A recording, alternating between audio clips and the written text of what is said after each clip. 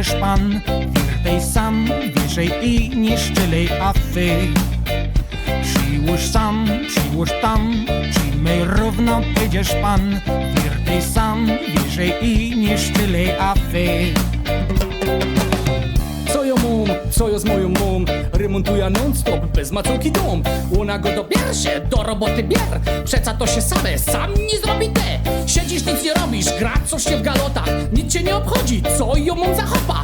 Była gdzieś w sklepie i mnie w oko wpadło nowe srogie gryfne żadło. Ja jest spoko żadło, ja